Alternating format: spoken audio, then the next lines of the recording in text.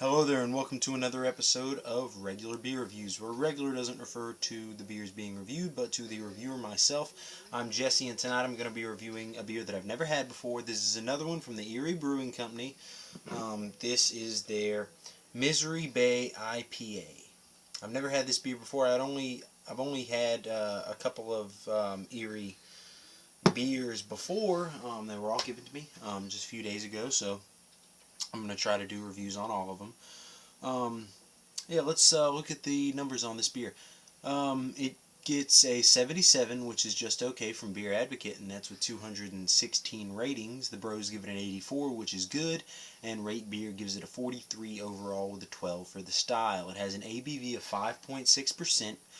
The availability is winter. It is a winter seasonal, and the style is an American IPA, obviously, and it has 75 IBUs. And if you didn't know, the Erie Brewing Company is out of Erie, Pennsylvania. Here's a quick descript from Rate Beer. It says, the view from Oliver Perry Monument across Lake Erie's historic Misery Bay provides a constant reminder of the hardships endured during the Battle of Lake Erie. Misery Bay IPA is brewed as a tribute to Misery Bay and Graveyard Pond's final resting place for Graveyard Pond, the final resting place for many brave sailors and soldiers. Misery Bay IPA offers a complex malt profile loaded with American hops at 75 IPUs and finishes at 6.5% alcohol by volume. And it says 15.7 degrees, and I looked it up a little bit. I'm pretty sure that looked a little into it, and I'm pretty sure that has to do with the gravity of the beer. Yeah, so I love the artwork on this bottle too. I mentioned how I love artwork on bottles because I make collages with the labels. I love that, man. He says, I think the brewery is that way. Yeah, I absolutely love the artwork on this bottle. They're very, I didn't look into it. I'm guessing Misery. I'm guessing that's during the revolution, or the Revolutionary War. That's what it looks like. So either the Revolutionary War or the War of 1812, but it's definitely a war against the British, and I'm going to go with the Revolutionary. Whoa. If I'm wrong, you can correct me on it. Try to catch what I can here. That one just came right up. Alright, here. Try to get this poured as neatly as we can. We did lose just a hint of it, but that's okay. Yeah, the only other beers I've ever had from Erie are I reviewed both of them, the Railbender Ale and I believe it's Presque Isle Pilsner, and they were both okay. So, let's get an appearance on this one. It is a nice, kind of a light amber, kind of a reddish hint to it there, like an orangish, maybe like a light red brick or light brown or something. It's very hazy. You can't really see through it. I mean, I can see my hand through it, but I can't make out any definition. It's got a nice one finger, very creamy, slightly off-white, maybe beige head. As far as carbonation streaming up goes, I'd say that's at least moderate. It's an alright amount of carbonation streaming up, so let's go ahead and get a nose on this. Oh yeah, hops right up front, very floral, very earthy.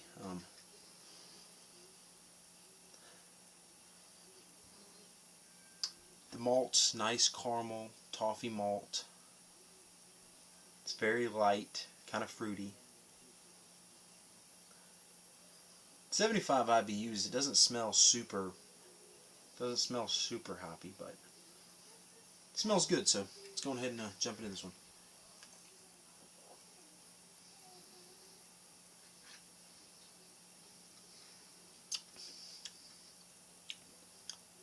Yeah. Oh wow. That has a nice lingering bitterness. It's still pretty cold.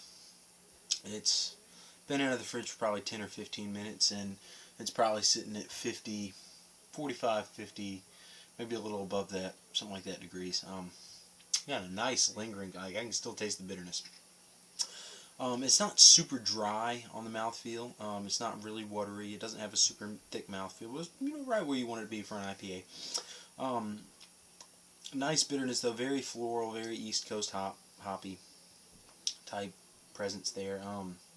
The malts are nice at the back end. It's nice sweetness to balance that maltiness. Caramel malt, toffee malt. Um,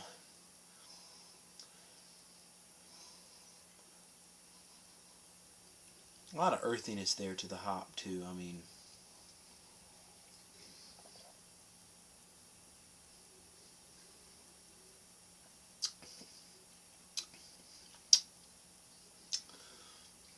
moderate carbonation on the mouthfeel. Stings the back of the throat a little bit.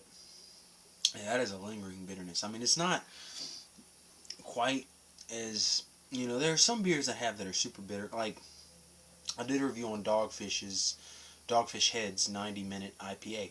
And that is very bitter. It's 90 IBUs, but it doesn't have a super, like a really lingering bitterness.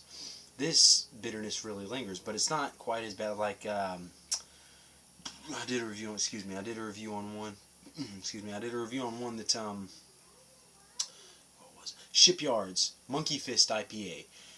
That beer, literally, you take a sip, and I mean, like, 3-4 minutes later, you can still taste that bitter. And that was a lingering bitterness. It was a great beer, but it was very lingering bitterness. This isn't quite as bad as that, but the bitterness does really linger.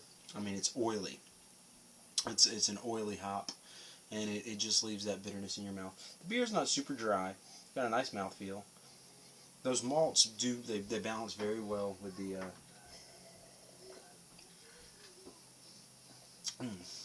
bitterness at the front of the beer. It's a good IPA. It's a good IPA. It's not the best representation of an East Coast IPA I've ever had. It's not necessarily a West Coast. I'd say it meets somewhere in the middle. The hops, they are very floral, very earthy, but there is a little bit of that earthiness, that earthy quality to it. It's kind of piney. It's really oily. I'd say it's somewhere in the middle. I mean, this style that it listed on Beer Advocate's Pro, it's an American IPA. That's what this is. This is good. I wouldn't call this the greatest IPA I've ever had, but it's definitely a good beer. I'd give it a C. I would give this a C, which is a 70, or a 7. Sorry, I'd give this a 7, which is a C on my scale. It's a good beer. I like this beer.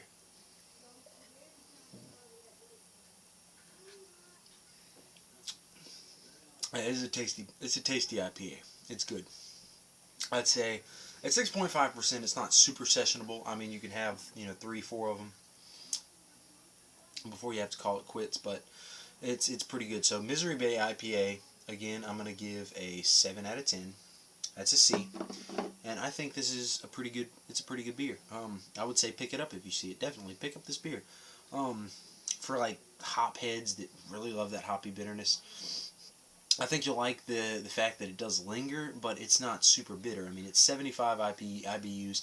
I wouldn't say it even tastes like it's 75, which, once again, I didn't look for a freshness date before, and I don't think they put freshness dates on their bottles at Erie. I didn't look for a freshness date, but it doesn't taste like 75 IBUs. It tastes like maybe 60. Maybe 60. I don't even think that much. 55, 60, something like that. So maybe if I got it fresher, the bitterness would be there more. But the bitterness is definitely lingering, so I think you'll like that factor. But the fact that it is a more mellow bitterness, it only tastes like 55 or 60. You might not be super into that, but it's still a good beer, and I can certainly appreciate it for the fact that it's an IPA, and it certainly tastes like a good IPA. So, yeah, once again, 7 out of 10 for Misery Bay IPA from the Erie Brewing Company out of Erie, Pennsylvania. Thank you for watching, and keep watching again.